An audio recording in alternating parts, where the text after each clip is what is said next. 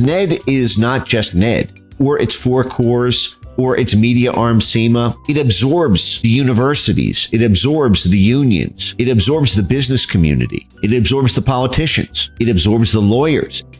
You're never more than a couple of degrees away from Ned. And today, the House of Representatives, thanks to Representative Eli Crane, who's phenomenal, he proposed an amendment to the Senate Appropriations Bill to zero out the $315 million allocated to Ned. And you can see by the vote total, every single Democrat voted to give full funding to Ned. Every single one, 210 to 0.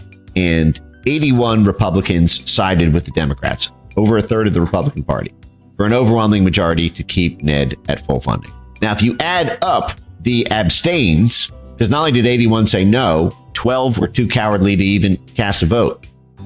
Didn't want to piss off the base by voting to fund it. Didn't want to piss off the establishment by voting to defund it. But if you add up the abstains with the nays, if Republicans had voted in a block like Democrats, they have the majority after all, Republicans, Ned funding will be killed. But instead, like I tweeted here, 100% Democrats and 38% Republicans voted to fund Ned. This is why winning a presidency and a simple majority in Congress isn't enough. You need America for a supermajority to overcome what you saw today, which is the exact shape and topography of the uniparty blob. Now, I never expected this to pass. And even if it did pass, I did not expect it to clear the Senate. Twice, the House of Representatives in U.S. history, once in 1984 and once in 1993, passed an amendment just like the one proposed here. And it did pass, unlike today where it didn't even pass. But both times, the Senate voted to disregard the amendment. So even if we had cleared this hurdle, it's very unlikely that the Senate, which is even more blobbed up than the House, would have kept the amendment. Long shot doesn't even begin to describe it.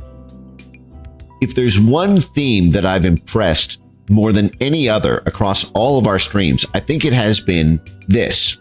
But the blocker, as I've said so many times, is not Democrats. If that's all it was, all these things could be fixed.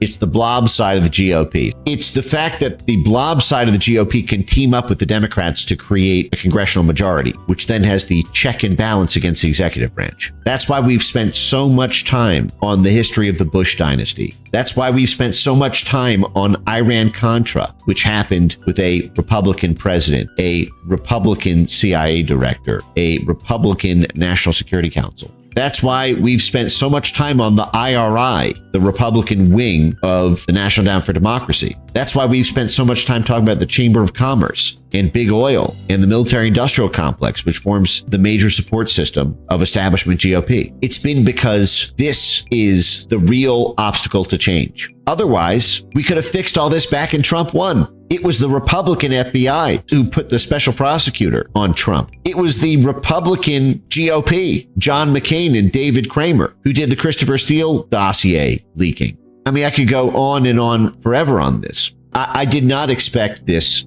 to be achieved by Congress anytime soon.